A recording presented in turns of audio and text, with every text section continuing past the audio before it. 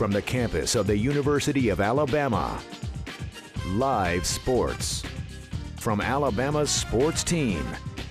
This is WVUA Sports. Welcome into sports, everybody. I'm Scott Braswell. Gary Harris has the evening off.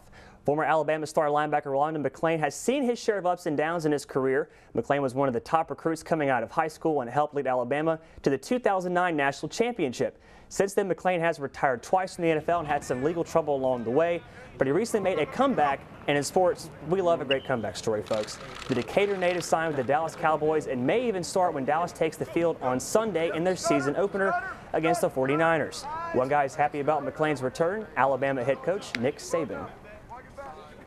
Well, you know, Rolando McClain is one of my favorite, people in the whole world, one of my favorite players, in the whole world. He actually came here, the first year we were here. We never won a game, didn't have a very good team, and he certainly became, the alpha dog leader of some really good teams and probably had a lot to do with the whole turning around the program and getting a lot of players to buy in and doing the things that the way we needed to do them so that we could be successful as a team. And there's a lot of players that contributed to that, but Rolando McClain was one of the first and did it as well as anybody.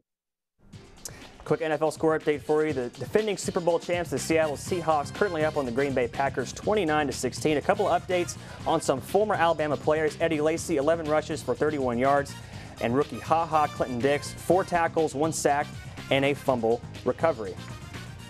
Other NFL news, a lot of people thought Michael Sam's career may be short-lived after he was cut by the St. Louis Rams, but Dallas owner and GM Jerry Jones swoops in and signs Sam to the practice squad. Sam is the first openly gay player in the NFL. The Cowboys wanted to add some depth to their defensive line, and man, did they do it with the former SEC Defensive Player of the Year. Sam, a Texas native himself, said today that he's just happy to be in the league. It feels good to be a Cowboy. Feels great. I thought I did really good to earn a spot on the team, and I'm very grateful that it was the Cowboys. I'm very grateful of Jerry Jones and the Dallas organization. We'll stay with football. The Auburn Tigers got off to a great start on Saturday with a win over SEC West opponent, the Arkansas Razorbacks.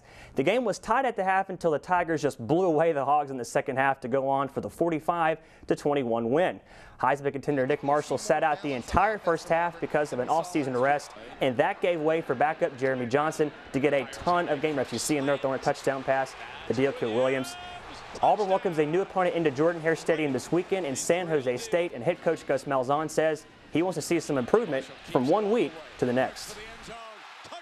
You make some mistakes, and kind of like I said before, that even though we had a lot of guys coming back, we have some that move positions and all that, and so there's things that you learn during the first game that you don't know, that you can't learn during spring or can't learn during fall camp. But so that's why we've really been focusing on the mistakes we made and really worried about us getting better at what we do and try not to make the same mistake twice.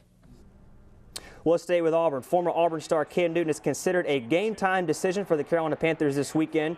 Newton cracked a rib in a preseason game against the New England Patriots and didn't even participate in the Panthers practice yesterday, but Newton is still optimistic that he'll be ready to go on Sunday when the Panthers travel to Tampa Bay to play the Buccaneers. That's all the time we have for sports. We'll be back with more news right after this.